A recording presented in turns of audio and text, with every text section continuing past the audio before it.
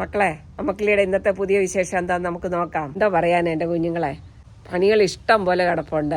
നമ്മൾ എത്ര പരിശ്രമിച്ചിട്ടും അങ്ങോട്ട് തീരുന്നില്ല. അത് തന്നെയല്ല, എന്തെങ്കിലുമൊക്കെ ചെയ്തെങ്കിലേ പറ്റത്തുള്ളൂ, എന്നാലേ നമുക്ക് വല്ലതുമൊക്കെ കിട്ടത്തുള്ളൂ. അപ്പൊ അത് എന്താ ചെയ്യാൻ പോകുന്നത്, എന്താണ് കിട്ടേണ്ടത് എന്നൊക്കെ നമുക്ക് നോക്കാം. ആ മക്കളെ, വീഡിയോയിലേക്ക്. കഴിഞ്ഞ ഒരു വീഡിയോയിൽ അമ്മക്കിളി പറഞ്ഞിരുന്നു, കഴിഞ്ഞ വർഷത്തെ ചെടികളെല്ലാം അതിൽ ഉണങ്ങിപ്പിടിച്ച് ഇങ്ങനെ കിടക്കുവാണെന്ന്. ഈ കാണുന്നത് മുഴുവൻ ബീൻസും പയറും ഒക്കെ കയറ്റിവിട്ട പന്തലും അതെല്ലാം ചുരുണ്ടുകൂടി വലയാണ് ഇട്ടിരിക്കുന്നത്. അതിന്റെ മണ്ടയ്ക്ക് ഈ ബീൻസ് എല്ലാം കൂടെ കയറി ചുറ്റി പെനഞ്ഞ് പച്ചയായിരിക്കുമ്പോഴേ നമ്മൾ പറിച്ചു കളഞ്ഞതെങ്കിൽ കുഴപ്പമില്ല. ഇതിപ്പോ ഉണങ്ങിയപ്പോ എല്ലാം കൂടെ അതിൽ ജോയിന്റ് ആയിപ്പോയി. ഇനി ഇത് മുഴുവൻ പറിച്ചെടുക്കണമെങ്കിൽ ഇച്ചിരി സമയം പിടിക്കും, ഇച്ചിരി ഒരു പണിയുമാണ് കേട്ടോ. എന്നാലും കുഴപ്പമില്ല, ഇതെല്ലാം ചെയ്യണമല്ലോ. ഈ ബീൻസിന്റെ വള്ളി കിടക്കുന്നത് മാത്രമല്ല, താഴ്വശം കണ്ടില്ലേ, കള ഇഷ്ടം പോലെ കയറി. ഈ പുല്ല് ആദ്യമേ പറിച്ചിരുന്നെങ്കിൽ കുഴപ്പമില്ലായിരുന്നു. പറിക്കാഞ്ഞോണ്ട് അതിൽ നിന്ന് വിത്തെല്ലാം ഉണങ്ങി അതിന്റെ അരിയെല്ലാം ഈ മണ്ണിനകത്ത് വീണിട്ടുണ്ട്. അതുകൊണ്ട് ഈ പ്രാവശ്യം പണി ഇരട്ടിയാണ് എനിക്ക്. എന്താന്ന് വെച്ചാൽ ഈ അരിയെല്ലാം പിന്നെയും കിളിച്ചു വരുവാണ്. അതുകൊണ്ട് അമ്മക്കിളി വേറെ എന്തെങ്കിലുമൊക്കെ ട്രിക്ക് പണി ചെയ്തേ പറ്റത്തുള്ളൂ. അപ്പൊ എന്തായാലും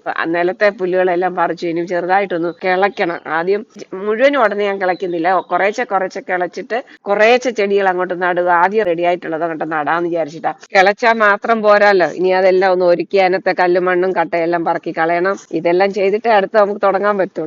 കുഴിയെടുത്ത് അതിനകത്ത് കുറച്ച് വളവും മണ്ണും എല്ലാം കൂടെ മിക്സ് ചെയ്തു എന്നാലേ ഒക്കത്തുള്ളൂ. ഇവിടെ അങ്ങനെയാണല്ലോ, ഞാൻ ഓരോ വീഡിയോയിലും പറയുന്നതാണ്. എല്ലാ വർഷവും പിന്നെ പുതിയ മണ്ണും വളവും മിക്സ് ചെയ്യണം. കാര്യം മഞ്ഞും, ഇപ്രാവശ്യം മഞ്ഞില്ലായിരുന്നു എങ്കിലും തണുപ്പായതുകൊണ്ട് ആ മണ്ണിന്റെ ഗുണങ്ങളെല്ലാം പോകുമെന്നാണ് പറയുന്നത്. അതുകൊണ്ട് ഇവിടെ എല്ലാവരും പുതിയ മണ്ണും പുതിയ കുറച്ച് വളവും കൂടി ഇട്ട് മിക്സ് ചെയ്യും. അപ്പൊ അങ്ങനെ മിക്സ് ചെയ്തിട്ടാണ് ഞാനിപ്പം കുക്കുംബർ നടാൻ പോവാന്നേ. ഇത് പ്രത്യേക രീതിയിൽ കിളിർപ്പിച്ചതാണ്. അതായത് പ്ലാസ്റ്റിക് കവറിനകത്ത് ഒരു ഇച്ചിരി മണ്ണും വെച്ച് ഒരു വിത്തിടുക, എന്നിട്ട് റോൾ ചെയ്യുക, പിന്നെ ഇച്ചിരി മണ്ണിടുക. അങ്ങനെയാണ് ഇത് പ്രത്യേകമായിട്ട്.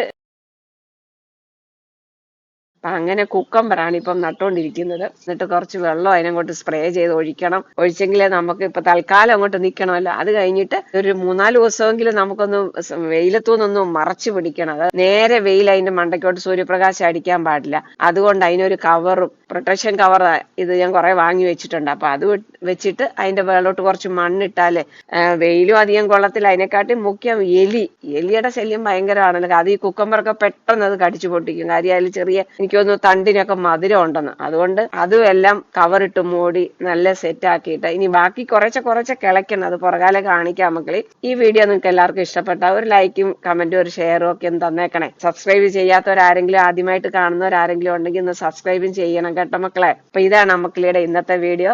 അടുത്ത ഒരു നല്ല വിശേഷമായിട്ട് വരുന്നവരിക്കും മക്കളെ. നിങ്ങൾ എല്ലാവരും അമ്മക്കിളിക്ക് വേണ്ടി കാത്തിരിക്കണം കേട്ടോ. അപ്പൊ നമുക്ക് അടുത്ത വീഡിയോയിൽ കാണാമേ.